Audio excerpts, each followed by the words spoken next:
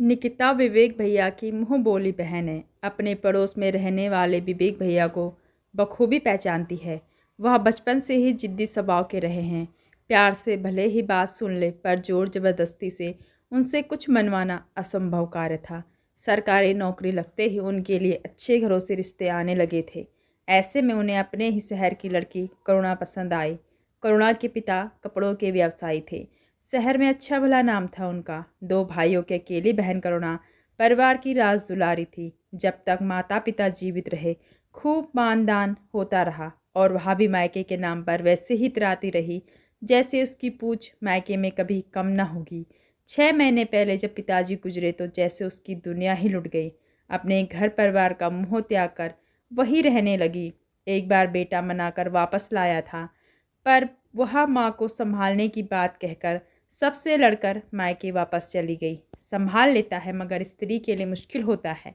प्रेमी या पति, मायका या ससुराल, बेटी या बहू में अक्सर एक को ही चुन पाती है, क्योंकि स्वभावतः एक निष्ठ प्रेम ही निभाने में यकीन करती है। बस इसी तर्ज से वह पिता के घर को ही अपना घर मानती रही। पति व बेटे भी इस अगाध मोह को देखते हुए किसी तरह एडजस्ट कर रहे थे। वह रोकने से भी कहाँ रुकती थी, तो उन्हें भी उसे उसके हाल पर छोड़ दिया। पिता के जाने का गम माँ से सहा न गया तो पिछले माह उन्होंने भी दम तोड़ दिया। अब वह बधवासी वहीं रहने लगी। किसी हाल में घर आना ही नहीं चाहती थी। उसका अपने पति के प्रति प्रेम को देखते हुए विवेक भैया भी उब चुके थे। आना जाना और वापस बुलाना ही छोड़ दिया था। उसके बाद वह अपने लोगों की आंखों में खटकने लगी। कब जाएगी ये? जब तक माँ बाप थे समझ में आता था, उनकी देख रेख में सहूलियत होती थी, पर अब न जाने किसके मुंह में यहाँ पड़ी है। पता नहीं इनके पति भी कैसे हैं, जैसे कोई मतलब ही नहीं, लेने भी नहीं आते।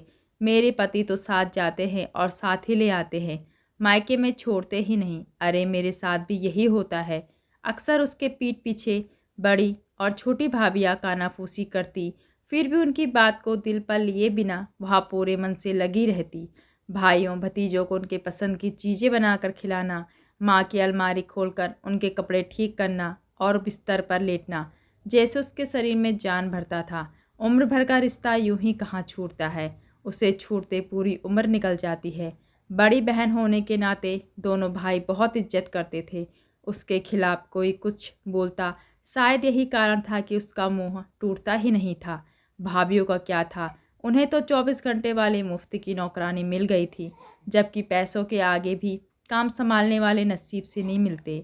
यहाँ तो बिल्ली के भाग्य से सीका टूटा था, जब भांप चुके थे कि ना तो वह ससुराल जा रही है और ना ही कोई बुलावा आ रहा है। अब वे जब तब घर के सारे काम करुणाबा छोड़कर बाहर जाने लगी। बच्चे भी स्कूल से आकर उससे ही खाना मांगते। उनकी माएँ भी कभी तो कुछ कभी कुछ कहकर बाजार, सिनेमा या सहेलियों के पास चली जाती। जिस रोज़ कोई और कार्यक्रम न बनता तो दुकान पर जाकर अपने पतियों के कान भराती। अब करुणा खुशी की वजह न होकर बोझ बन चुकी थी। अपने भाइयों का स्नेह का घमंड करती। बहन से जब सगे भाई भी कतराने लगे, तब उसे अफसोस होने लगा। सोचने लगी, काश इतना मोह अपने घर परिवार से किया होता तो कम से कम सम्मान तो पाती। आज न मायके हाथ में था और ना ही ससुराल। अनंता उसने निकिता को फ़ोन किया। दीदी, आप मेरे मायके की लाज रख लीजिए। क्या हुआ भाभी, आप ठीक तो है? निकिता ने उनकी घबराई आवाज़ से पूछा। अभी तक तो ठीक हूँ, पर आगे कुछ नहीं पता। आप ऐसी बातें क्यों कर रही है? ज़रा खोल कर बताइए, क्या बात है? निकिता ने पूछा, जबकि उसे पता था कि करुणा भाभी विवेक भैया से झगड़कर महीने से मायके जाके बैठी है।